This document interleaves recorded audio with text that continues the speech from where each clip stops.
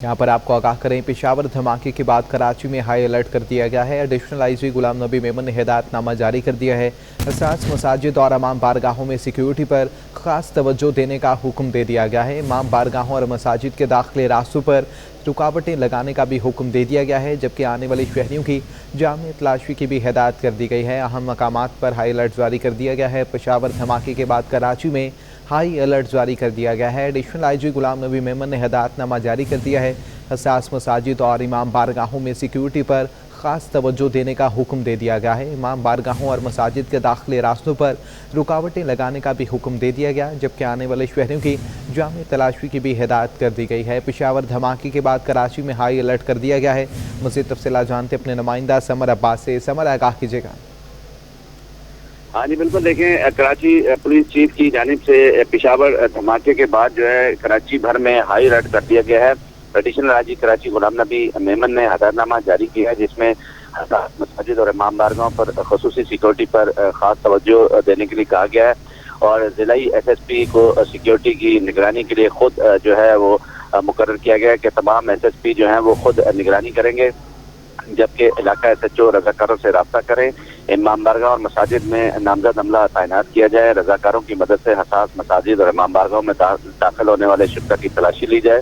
और additional IG Ghulam Nabi Memon ने यह भी कहा कि इमाम बारगाह और मसाजिद के दाखिली रास्तों पर रुकावटें लगाई जाएं ताकि कोई भी शरपसंद अंदर दाखिल ना हो सके। जी ठीक है, बहुत शुक्रिया आपका समर अब्बास।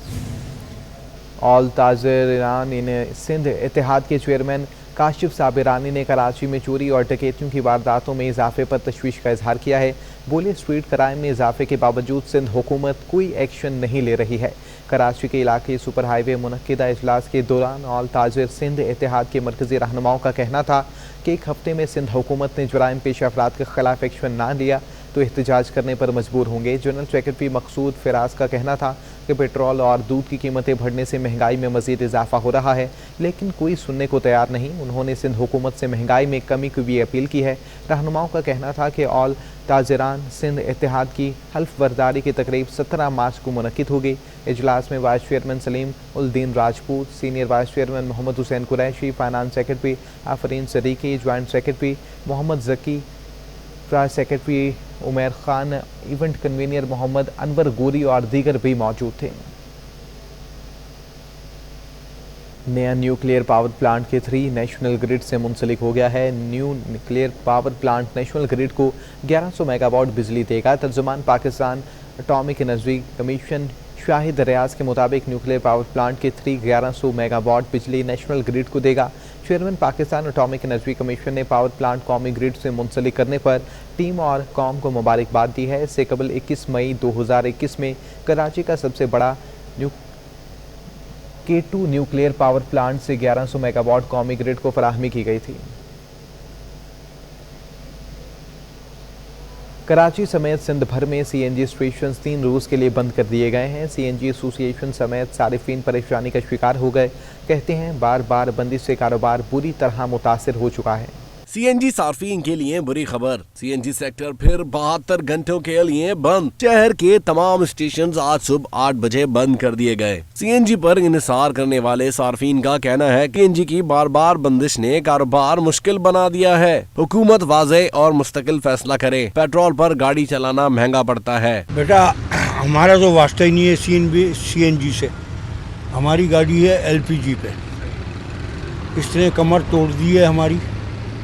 ये आज से 3 महीने पहले 80 रुपये किलो थी, आज 235 रुपये किलो है। मुश्किलात तो आपको पता है बहुत ज़्यादा है, क्योंकि फ्यूल बहुत ज़्यादा महंगा है। तो हमने पिक एंड ड्रॉप रखा हुआ है ज़्यादा। CNG से ये था कि आसानी हो जाती थी क्योंकि 4 आने बच जाते थे, लेकिन पेट्रोल में तो टू मच बहुत ज़्यादा है। CNG एसोसिएशन के मरकजी रहनुमा समीर नजमुल हसन ने 3 रोज बंदिश को जालिमाना करार दे दिया और कहा कि हुकूमत मुतबादिल दिनों में गैस की फराहमी को यकीनी बनाए ताकि सेक्टर चलता रहे। हम तो बार बार इनसे कह रहे हैं कि या तो ये अगर वाकई गैस की कमी है तो ये हमें जो है वो पुराने उस पर ले जाएं कि एक दिन खुला एक दिन बंद। 3 दिन जो ये डायरेक्टली एक साथ बंद कर रहे हैं 72 घंटे के लिए, उसकी जगह ये करें कि ये 72 घंटे हमें सीधा बंद करने की जगह एक दिन खोलें एक दिन बंद करें और हफ्ता इतवार हमें रेगुलर खुला रहने दें। आपके सामने इस वक्त स्टेशन की हालत है स्टेशन पे सेल ना होने के बराबर है। दूसरी जानिब सुई गैस हुक्काम का कहना है कि घरेलू सार्फिन को तरजीही बुनियादों पर गैस की फराहमी जारी रखने के लिए लोड मैनेजमेंट प्लान के तहत CNG सेक्टर को गैस की फराहमी मुअत्तल की गई है। कैमरामैन इमरान के हमरा हबीब खान, सिटी 21। FBR ने पॉइंट ऑफ सेल से मुंसलिक न होने वाले 1421 रिटेलर्स को नोटिस जारी कर दिया है। रिटेलर सख्त कार्रवाई से बचने के लिए 10 मार्च तक POS से मुंसलिक हो जाएं। कराची के 371 रिटेलर्स को भी हतमी नोटिस जारी किए गए हैं। FBR का पॉइंट ऑफ सेल से मुंसलिक न होने वाले रिटेलर्स पर एक्शन। मुल्क भर में 1421 रिटेलर्स को पॉइंट ऑफ सेल से मुंसलिक न होने पर नोटिस जारी। FBR ने 10 मार्च तक ऑनलाइन टैक्स सिस्टम से मुंसलिक होने की हिदायत कर दी। कराची के 371 रिटेलर्स को भी पॉइंट ऑफ सेल से मुंसलिक होने का नोटिस जारी किया गया है, जबकि दीगर में सक्खर के 16, हैदराबाद के 12 रिटेलर्स को पॉइंट ऑफ सेल से मुंसलिक होने की हिदायत की गई है। उधर फैसलाबाद, लाहौर, एबटाबाद, सियालकोट, भावलपुर, गुजरावाला, मुल्तान समेत दीगर शहरों के रिटेलर्स को भी नोटिस जारी किया गया है। FBR ने 2022 का sale tax general order number 10 जारी कर दिया है, जिसमें रिटेलर को साफ कह दिया है कि अगर पॉइंट ऑफ सेल से मुंसलिक ना हुए तो कारोबार सील करने और भारी टैक्स नोटिस भी भेजा जाएगा। डिप्टी कमिश्नर और एडमिनिस्ट्रेटर बल्दिया बस्ती ताहा सलीम का कहना है कि आवाम को बल्दियाती खदमात की फराहमी के सिलसिले को बढ़ाने के लिए हर हद तक जाएंगे। फ्यूल का पर्ची सिस्टम ख़त्म कर दिया गया है। सिटी 21 से खुसूसी गुफ्तगू करते हुए ताहा सलीम ने कहा है कि ओन रिसोर्सेज के मामलात बेहतर बना रहे हैं। एक अवेलेबल रिसोर्स थी PSO की, कार्ड फ्लीट सिस्टम की, हम उस पर चले गए ताकि वो जो ओल्ड पर्ची सिस्टम है उससे जाएं और एक ट्रांसपेरेंट वे में चीज़ें करें इंशाल्लाह।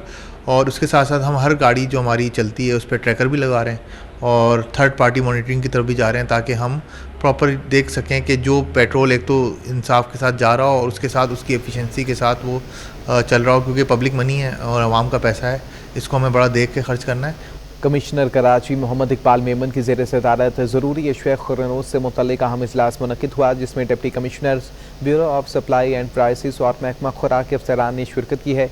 कमिश्नर कराची ने तमाम डिप्टी कमिश्नर्स को दूध की कीमतें कंट्रोल में रखने और अद्वियात की मिलावट को रोकने के लिए इक़दाम उठाने के अहकाम जारी किए हैं। दूध की कीमतों को ज़ाब्ते में रखने के लिए सब डिवीज़न की सतह पर अचानक दौरे करने का टारगेट भी दे दिया गया है। इजलास के शुरा से कमिश्नर कराची का कहना था कि कीमतों को ज़ाब्ते में रखना कराची डिवीज़न के 7 ज़िला इंतज़ामिया की बुनियादी जिम्मेदारी है। दूध में अद्वियात की मिलावट से हमारी पूरी नस्ल मुतासिर हो रही है। इजलास में गोश्त, दाल, चावल, सब्ज़ी और दीगर ज़रूरी अशिया की कीमतों में जायज़ा लिया गया है। कमिश्नर कराची ने आइंदा पीर तक डिप्टी कमिश्नर्स को ब्यूरो ऑफ सप्लाई के साथ ज़रूरी अशिया खुर्रनोश की कीमतों का जायज़ा लेकर सिफारिशात पेश करने की हिदायत की है।